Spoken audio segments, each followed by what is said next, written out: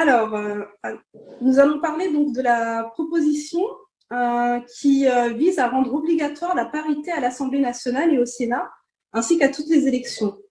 Donc, on se rend compte que, alors qu'elles détiennent le droit de vote et d'éligibilité depuis 1944, les femmes demeurent sous-représentées dans les scrutins électoraux et l'exercice des fonctions électives. En 1999, afin de combler le retard pris par la place, il a été consacré dans la Constitution le principe de l'égal accès des femmes et des hommes aux mandats électoraux et aux fonctions électives. Donc, il y a eu des avancées, mais elles restent encore inégales et parfois insuffisantes, notamment dans les exécutifs locaux et dans les EPCI. Concernant l'Assemblée nationale, les dernières élections législatives de 2017 ont vu le nombre de femmes élues battre un record avec 224 députés femmes, soit 38,8% des sièges à l'Assemblée. Et en revanche, si l'Assemblée nationale se féminise, au Sénat, il y a encore une belle marge de manœuvre. Donc aujourd'hui, nous sommes avec Madame la députée Bérengère Couillard. Bérengère, vous marrainez cette proposition et nous vous en remercions. J'aimerais d'abord vous poser une question. Donc, qu'est-ce qui, dans votre parcours, vous a conduit à vous engager sur ces sujets de parité et d'égalité femmes-hommes? Oui, bonjour à toutes et tous. Merci vraiment pour cette invitation et me donner l'occasion justement de parler de cette proposition que vous avez retenue et que je trouve moi très intéressante. C'est justement la parité en politique. Concernant mon parcours, enfin, les questions d'égalité, en tout cas, c'est quelque chose que moi j'ai vraiment perçu ces inégalités quand j'étais plus jeune. J'ai pas été particulièrement touchée, mais parce que en fait, je vis dans la société dans laquelle tout le monde vit, et donc je ressens évidemment ces inégalités depuis ma plus tendre enfance, et c'est vraiment quelque chose qui m'a sauté aux yeux au fur et à mesure que j'ai pu grandir, et donc très tôt j'ai eu des engagements forts sur ce sujet, et c'est vrai que le fait d'être arrivé en politique, ça aussi ça m'a montré que les inégalités étaient encore très fortes, parce qu'elles sont fortes dans le milieu politique et que la politique n'est pas simple non plus pour les femmes. Et donc, compte tenu que le candidat qui m'a fait venir en politique, Emmanuel Macron, a fait de l'égalité femmes-hommes la grande cause du quinquennat, c'est vrai que ça m'a encore plus poussée à défendre cette cause. Et je suis aujourd'hui très heureuse de contribuer à ce combat.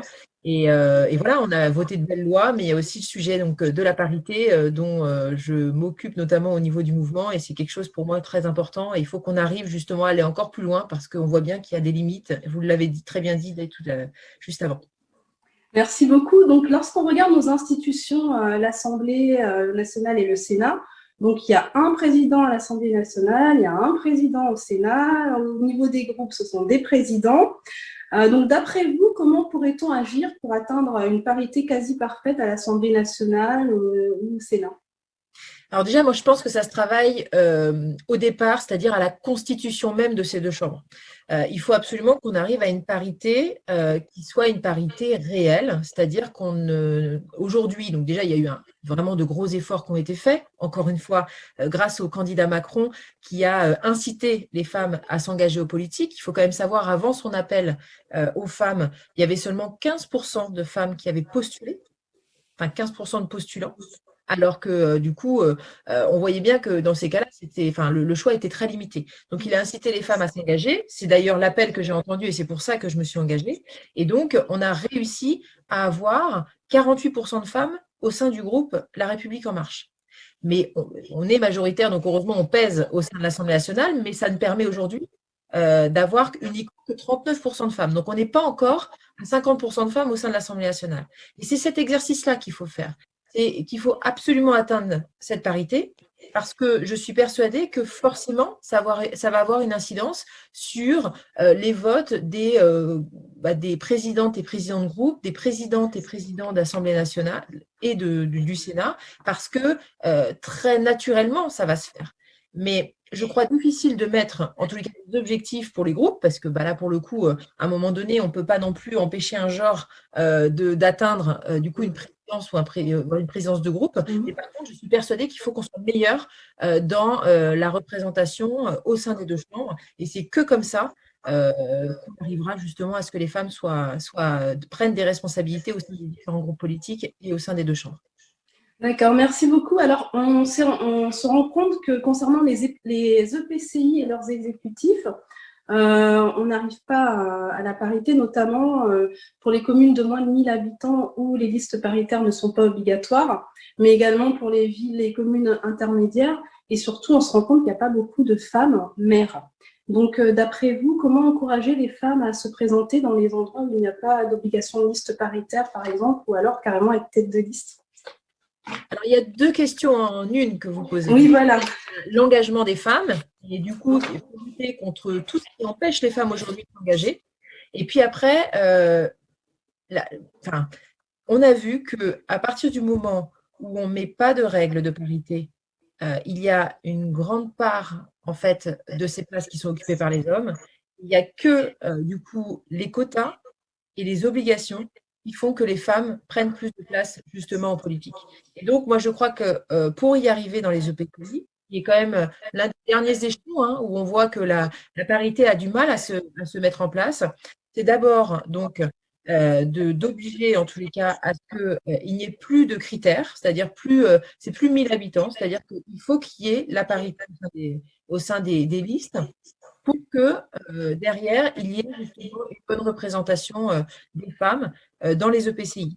Et je crois aussi que la problématique, elle est aussi à partir du moment où c'est davantage paritaire, même dans les intercommunalités, dans les EPCI, il faut aussi que les femmes, du coup, prennent des responsabilités dans ces instances.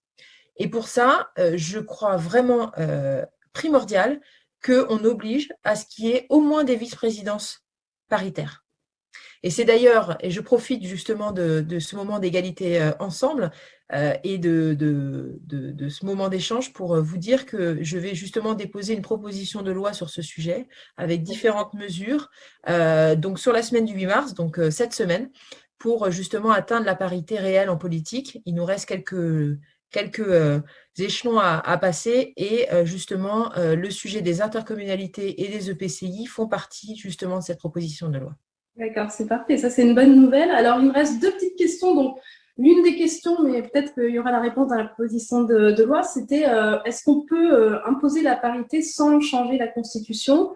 Et donc, si c'est non, doit-on passer par une modification de la Constitution? Puisqu'on voit que c'est depuis 99 qu'il y a eu quand même des changements. Donc, est-ce que c'est assez ou il faut encore modifier la Constitution, à votre avis?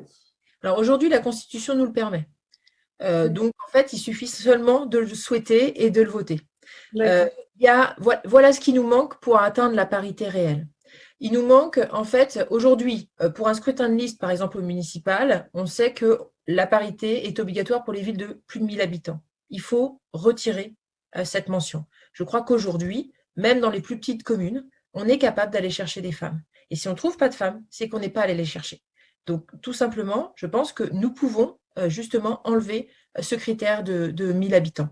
Pareil, comme je vous disais, dans les EPCI, dans les intercommunalités, il faut absolument, du coup, à partir du moment où on n'aura plus justement de critères dans les communes, dans ces cas-là, ça veut dire qu'il y aura autant de femmes à venir dans les EPCI ou dans les intercommunalités. Et il faut leur donner des responsabilités. Et pour ça, bon, la présidence, c'est compliqué parce que il faut quand même qu'on laisse la possibilité, il n'y a qu'une place, hein, donc il faut qu'on laisse la possibilité aussi aux hommes d'y être hein, et aux femmes. Mais par contre, je crois vraiment à la parité dans les vice-présidences. D'accord, merci. Alors, toute dernière question. Marlène Schiappa avait proposé en fait de multiplier par 5 les pénalités infligées aux partis politiques. Est-ce que d'après vous, ces sanctions financières sont suffisantes ou doit-on aller dans ce sens? Donc, C'est premier partenaire. C'est une très bonne proposition de Marlène Schiappa. Donc, c'était la proposition qui devait normalement être dans le projet de loi qui devait être proposé donc, par justement Marlène Schiappa et Bruno Le Maire. Il y a deux solutions en fait pour atteindre la parité respectée par les partis politiques, notamment législatives. La première, c'est soit de multiplier par 5, comme le propose Marlène Schiappa, ou dans un autre temps, c'est de proposer la parité stricte, c'est-à-dire que si elle n'est pas respectée dans les candidates et candidats proposés, dans ces cas-là, du coup, il y aurait des pénalités. Moi, je choisis justement l'option que proposait Marlène Schiappa, parce qu'en fait, quand on multiplie par 5, de toute façon, on est obligé vraiment obligé, enfin on n'a pas le choix par rapport de toute façon au coût que ça engendre, du coup de respecter la parité. Et donc on voit bien par exemple, il y a des partis qui ont accepté de payer plus d'1 700 000 € d'amende plutôt que de respecter la parité. Si on les multiplie par 5, les partis politiques ne pourront plus de toute façon réaliser cela. Donc je crois qu'il faut passer par là. Et c'est en tout cas l'option moi que j'ai pris et que j'ai également mis dans la proposition de loi. Mais on aurait pu mettre également la parité obligatoire. Je crois qu'en tous les cas, les amendes sont assez dissuasives pour que la parité se fasse grâce à ça. Merci beaucoup. Donc, je pense qu'on peut passer aux questions. Juliette. Alors, Merci beaucoup. Merci. Merci. Donc, on a une question de Catherine PC. Donc, Catherine, est-ce que tu souhaites que je t'autorise à la poser directement ou souhaites-tu que je la lise pour toi? Alors, je vais en tout cas autoriser de parler. Eh bien, bonjour. Moi, j'ai une question. Donc, est-ce qu'il ne faudrait pas créer une instance pour vérifier que cette parité est bien appliquée au sein des différents scrutins? À chaque scrutin, quoi, pour vérifier que ce soit bien appliqué. En fait, une instance, elle a lieu d'être si ce n'est que des incitations et pas des obligations. C'est-à-dire qu'on peut à ce moment-là faire un état des lieux de savoir comment la parité est exercée. Je crois qu'aujourd'hui, on a quand même le HCE qui fait ce rôle-là, qui rend souvent des avis sur comment la parité est vraiment effective au sein des partis politiques, au sein de la politique elle-même. Et donc, du coup, si c'était dans la loi, de toute façon, l'instance n'aurait pas lieu d'être parce que du coup, la loi doit être respectée. Et si elle n'est pas respectée, dans ces cas-là, des sanctions doivent être appliquées. Donc, je crois que on a le HCE qui a été créé et je crois que c'est une belle chose. Hein, il date pas de si longtemps, donc je crois qu'il a son existence. Et donc après une instance en tant que telle, je suis pas certaine, à part si évidemment vous pouvez donc donner peut-être plus d'éléments pour me préciser ce que vous verriez qu'elle pourrait apporter, en tout cas dans le respect de la parité elle-même. Merci beaucoup. Donc, je pense, est-ce que vous auriez le temps d'en prendre encore une deuxième? Oui, on peut prendre une deuxième question, ça ira? Bon. Voilà. Oui, oui, bien sûr. Oui, bien sûr. Voilà. Alors, c'est donc Frédéric Rouanet qui a une question à poser. Voilà. Donc, je vais permettre à Frédéric Rouanet de parler.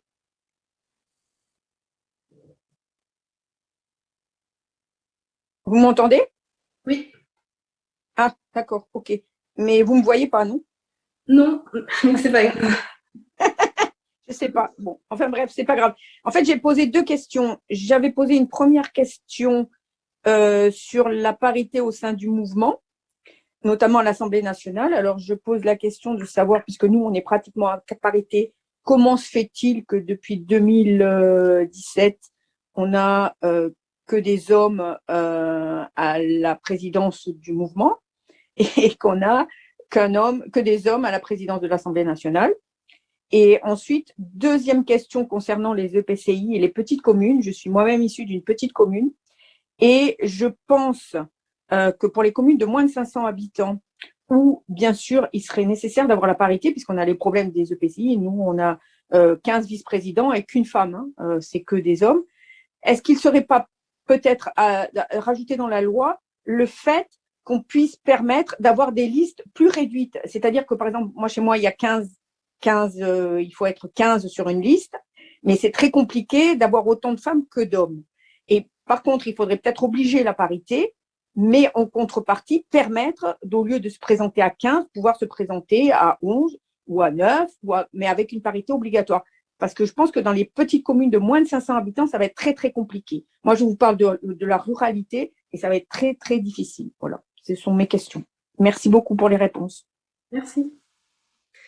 Alors déjà, donc pour la première question, c'est concernant justement le fait qu'il y ait au sein d'En Marche, mais aussi dans nombreux partis politiques, pas assez de femmes qui exercent le rôle de présidente de ces groupes. Et donc, comme je le disais, je le précisais tout à l'heure, à partir du moment où il n'y a qu'une place, il faut que cette place puisse être accessible aux deux genres. Pour moi, c'est évidemment, on peut pas, ce serait pas non plus bon de dire, bah, cette place revient à une femme. Mais par contre, il faut donner toutes les possibilités aux femmes de pouvoir justement arriver à cette place. Et pour ça, on l'a vu d'ailleurs pour le mouvement, et c'est ce que fait toute politique, c'est de faire en sorte que les femmes soient soient accompagnées et soient incitées justement à s'engager davantage. On l'a fait notamment au niveau des animateurs des comités, où en fait on n'avait que 24% de femmes animatrices. Et là, grâce au statut et du coup aux nouveaux votes qui ont été mis en place fin d'année dernière, on a maintenant des binômes paritaires sur l'ensemble des comités qui justement font vivre le mouvement au niveau local. Concernant les référents, moi je fais partie de la Commission nationale des talents et j'ai justement un regard, on m'a proposé de rejoindre cette commission parce que justement pour avoir un regard sur l'égalité entre les femmes et les hommes. Et en fait, on s'aperçoit qu'on a nous-mêmes encore du mal à atteindre la parité. Et donc, on s'est donné comme objectif d'atteindre 40% de parité. Pourquoi que 40%? Parce que évidemment, j'avais très envie d'atteindre les 50%. C'est parce qu'en fait, on part de 30% aujourd'hui de référentes. Et on voit bien que sur le terrain, on n'a pas aujourd'hui le vivier nécessaire pour faire monter autant de femmes qu'on voudrait. Donc moi, je regarde toujours le verre à moitié plein et pas le verre à moitié vide. Et donc, je me donne un objectif supplémentaire, c'est d'atteindre 40%. Et puis, prochaine échéance, on sera à 50%. Et donc, l'objectif, c'est d'atteindre justement la parité. Et après, comme ça, plus il y aura des femmes avec des responsabilités, plus des femmes auront envie, se sentiront poussées justement à prendre la tête du parti, devenir des cadres importants au sein de La République En Marche. Je crois que c'est absolument indispensable. Et pour ça, il faut donner confiance, donner envie et accompagner les femmes pour le faire. Et donc, merci. Oui. Alors, par contre, Merci beaucoup. Je vous remercie beaucoup d'avoir participé. Parce qu'on doit passer à l'enregistrement suivant. Alors, désolée pour la réponse pour les petites communes. Peut-être juste un petit mot, si oui ou non, ça vous paraît une bonne solution ou pas d'envisager éventuellement des listes plus courtes, mais vraiment en une phrase. Je ne sais pas si cette solution est la bonne. En tout cas, moi, ce que je souhaite, c'est justement enlever toutes les barrières qui pourraient empêcher les femmes de rejoindre la politique. Et donc, même pour les communes de 500 habitants, je crois qu'il faut qu'il n'y ait plus de critères pour les listes paritaires. Oui. D'accord, merci beaucoup. Merci beaucoup. Enfin, et encore un dernier point. Il y a quelqu'un qui avait évoqué aussi la possibilité de coprésidence et de davantage de binômes paritaires. Est-ce que les binômes paritaires seraient une solution qui vous paraîtrait intéressante? Au niveau des mairies? Au niveau même des présidences de groupe à l'Assemblée nationale et au Sénat, en fait, et même du Sénat et de l'Assemblée nationale, de considérer que moderniser la démocratie, ça passerait par la nomination à chaque fois d'un binôme femme-homme sur ce type de poste à haute responsabilité et visibilité politique. En tout cas, ça s'est pratiqué, hein. Les Verts ont eu un binôme à leur tête. C'était à l'époque François de Rugy et Barbara Pompili. Et ça a plutôt bien fonctionné. Donc, moi, je pense que c'est tout à fait possible. Après, il faut aussi le permettre au sein de nos instances. Il faut s'assurer que ce ne soit pas une première vice-présidence. Il faut s'assurer que c'est une vraie coprésidence. Et donc, pour ça, il faut se l'assurer. Et donc, il ne faut pas que les femmes soient juste là pour compléter. Il faut qu'elles soient à l'égal du président qui est peut-être déjà en place ou qui serait élu. Et donc, je crois qu'il faut être juste vigilant là-dessus. Et ce n'est pas juste une caution. Il faut s'assurer que ce soit un vrai exercice de coprésidence. Très bien. En tout cas, on compte sur vous pour cela, puisque vous êtes la marraine de cette proposition, parmi donc 175 propositions. Et nous vous remercions beaucoup de l'avoir choisie. Et donc, nous allons passer à la personne suivante. Merci. Et je compte sur vous pour votre soutien aussi sur la proposition de loi. Je vais avoir besoin de soutien. Alors, on va vous soutenir parce que l'égalité, c'est ensemble. Voilà. Merci. Merci.